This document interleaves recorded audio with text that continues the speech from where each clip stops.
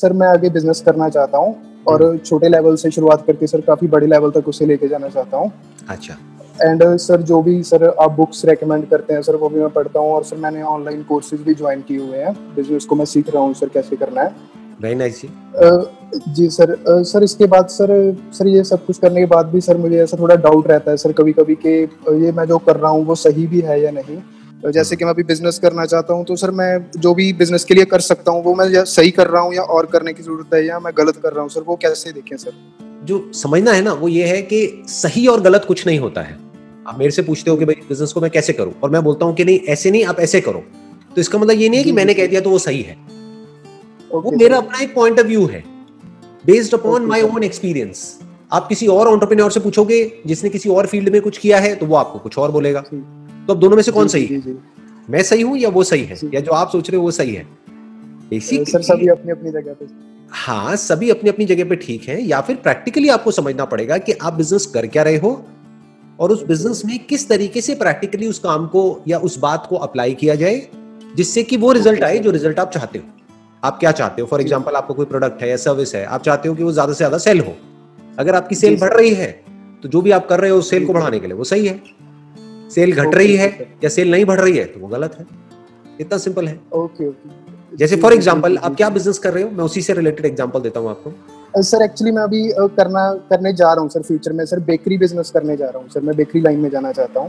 अच्छा, और आपका क्या प्लान है, कैसे करोगे? मतलब अपना बेकरी का आप खोलोगे, आउटलेट खोलोगे या घर से करोगे, कैसे करोगे बेकरी का? जी सर जैसे कि सर पहले तो मैंने सोचा था कि अपना आउटलेट खोलूंगा, लेकिन सर उसमें सर 8 से 10 लाख का खर्चा आ रहा था, तो इतने नहीं थे सर, बजट नहीं था। तो सर उसे मैंने रीप्लान किया सर। तो मैंने सोचा कि सर जैसे कि ऑलरेडी जो स्वीट शॉप्स हैं सर, जैसे कि वो अच्छी जिनका इंफ्रास्ट्रक्चर अच्छा है सर, मैं वहाँ पे सर अपना काउंटर एक रखूंगा और उसके पीछे सर मेरी अपनी ही एक ब्रांडिंग होगी और मेरा अलग से किचन होगा सर। तो ये तो अच्छा आइडिया है। ये करने से आपको कौन रोक रहा है? मतलब बढ़िया है। नहीं सर, रोक कोई नहीं रहा, लेकिन सर जी सर, तो सर थोड़ी बस कंफ्यूजन रहती है कि सर ये सही भी है या नहीं, जो भी मैं कर रहा हूँ वो सही भी है या नहीं। हाँ, अगर आपको पता करना है कि ये सही भी है या नहीं तो आपको क्या करना होगा, अपने विजिटिंग कार्ड्स बनवाने होंगे। मान लो आपके विजिटिंग कार्ड बन गए 200 रुपए में, राइट? फिर आपको जाना होगा और इन स्वीट शॉप से मिलना होगा। अभी आपको अपनी बेकरी शुरू करने की जरूरत नहीं है क्योंकि उसमें पैसा भी बहुत लग जाएगा, टाइम भी बहुत लग जाएगा। ऑलरेडी जो बेकरीज हैं उनसे लेकर के आप इनको दे सकते हैं और नाम अपना रख सकते हैं बीच में। सर मैंने वो भी सोचा था। हाँ, तो उसमें क्या दिक्कत है? तो सर उसमें सर वो क्वालिटी नहीं देंगे सर, जो दूसरी बेकरीज वाले हैं सर वो अच्छी क्वालिटी का नहीं देंगे सर। अभी आप एक बेकरी को शुरू कर रहे हो तो अभी आपकी इतनी अच्छी क्वालिटी कैसे हो सकती है जो 10 साल से काम को कर रहे हैं? वो तो एक्सपर्ट हो गए उस काम में। Right sir. तो उनकी क्वालिटी आपसे तो बेटर ही होगी ना आज की डेट में भी। जी सर। जी स्टार्टिंग में अगर आप ये करते हो और मार्जिन आपको नहीं भी मिलता है, क्योंकि जिससे आप ले रहे हो उन्हें तो पता ही नहीं आप कहाँ दे रहे हो, आप उनसे सिर्फ ले रहे हो और आगे आप दे रहे हो, तो अगर ये काम चल जाता है तो आप अपनी बेकरी लगा सकते हो। आपका टाइम भी बचेगा, पैसा भी बचेगा और आपका बिजनेस मॉडल टेस्ट हो जाएगा। 200 रुपए में आपको पता लग जाएगा कि आपका ये मॉडल या ये जो आइडिया है ये सक्सेसफुल होना है या नहीं होना है।